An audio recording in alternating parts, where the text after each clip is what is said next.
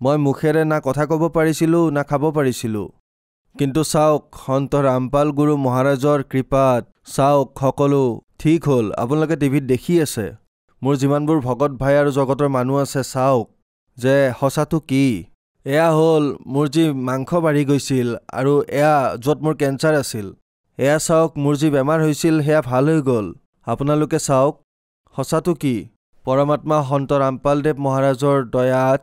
চাওক সকলো ঠিক হৈ গ'ল চাওক মই কিমান এক্সৰে কৰিছোঁ কেৱল পৰীক্ষা কৰাৰ নামত মোৰ ৮৫,০০০ টকা গ'ল মোৰ বেমাৰৰ নামত চাওক